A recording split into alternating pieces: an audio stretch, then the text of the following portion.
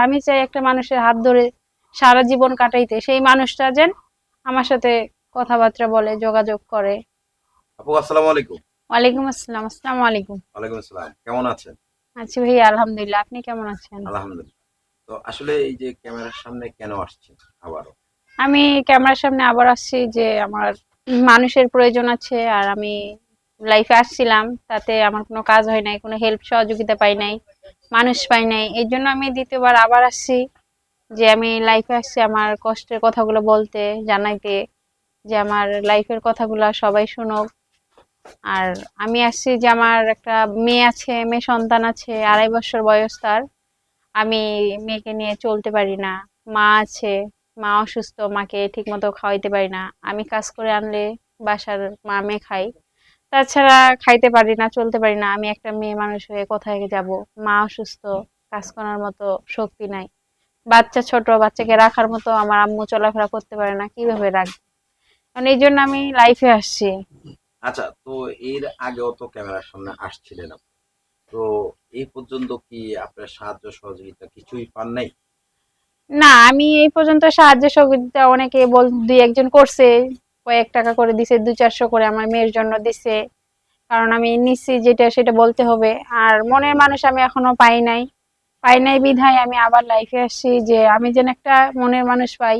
আমার সন্তানকে নিয়ে অনেক কষ্টে আছি আমি।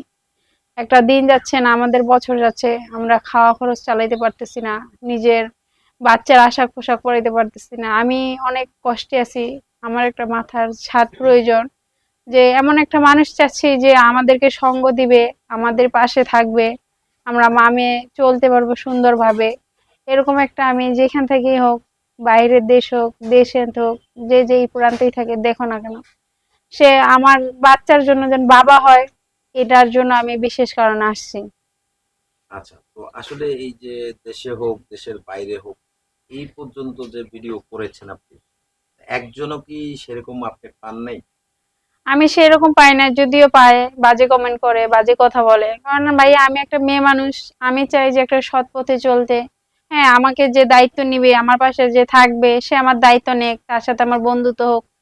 জাস্ট আমার তার সাথে সব রকমের কথা হবে, কিন্তু তার আগে হচ্ছে অনেক রকমের কথা বলে। কারণ আমি তো একটা নারী ভাই, আমার একটা মানুষের প্রয়োজন। আমি একটা এমন শক্ত মানুষ চাই, যে সবসময় আমার পাশে থাকে, আমার বাচ্চার বাবা হিসেবে যেন সে মূল্য দেয়। যে বুঝতে পারে না আমার সন্তান যে তার বাবা নাই, সে জন্মদাতা বাবা নাই, এমন একটা বাবা চাচ্ছি আমি।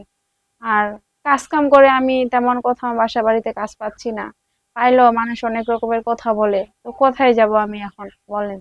আচ্ছা, তো মানুষের বাসায় কাজ করতে গেলে কি প্রবলেম গুলো হয় সেটা একটু বলেন। মানুষের বাসায় গেলে ছোট বাচ্চা নিয়ে কাজ করতে দেয় না। ছোট বাচ্চা যদি কিছু দুষ্টুমি করে, অনেক রকমের নানান রকম কথা শোনায়।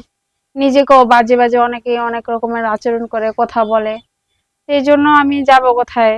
যাওয়ার কোনো আমার রাস্তা নেই। এখন আপনারা যদি পারেন, আমাকে যেভাবেই হোক, আমি লাইফে আসছি, আমার পাশে যদি কেউ থাকে, এর মতো খুশি আমি কোথাও, মানে আমার লাইফে যদি কেউ আসে, আমি আল্লাহর কাছে লাখো শুক্রিয়া যে আমি একটা ভালো মানুষ চাচ্ছি।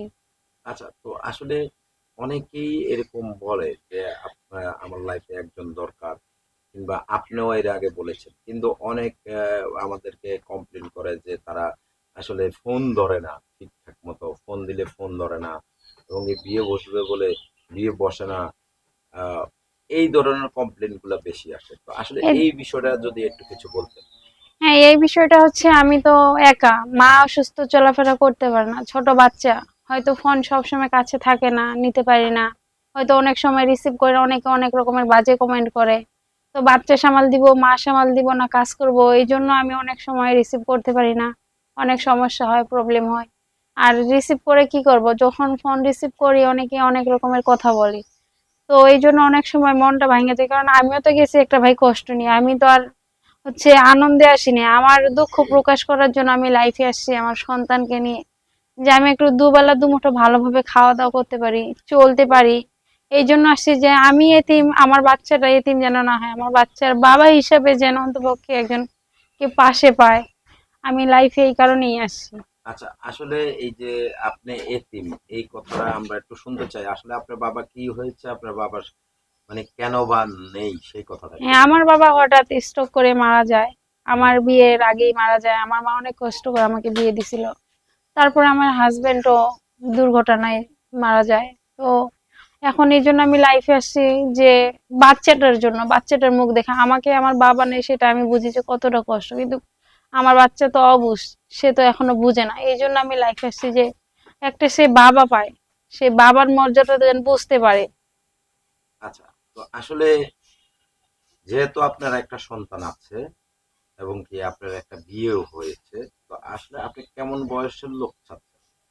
বয়সটা যেমনই হোক আমার সমস্যা নাই, আমার তাতে কোনো দুঃখ নেই। আমার কথা আমার বাচ্চাকে, আমাকে, আমার মাথার উপর যদি ছাদ থাকে তাহলে ইনশাল্লাহ এর মতো আমার সুখ আর কোথাও নেই। সে বয়সটা যেমনই হোক না কেন, আমাকে দুবেলা ডাল দেখা ভাত গেল যদি যে খাইতে আপনাকে পারে। 50-60 বছরের লোক একজন বললো যে বিয়ে করবে, দায় দায়িত্ব নেবে, বিয়ে বসবেন? সে যদি আমার দায়িত্ব নিতে পারে, তার কাছে যদি আমি সুখ পাই, আমি যদি, সে যদি আমাকে খাওয়াইতে পড়াইতে পারে, একটা মানুষের কাছে একটা ভালোবাসাই আচ্ছা, অনেক। একটা নারীর কি শুধু 3 বেলা খাওয়াইতে পারলে আর কাপড় চোপড় দিতে পারলে সুখ, আর কিছু লাগে না?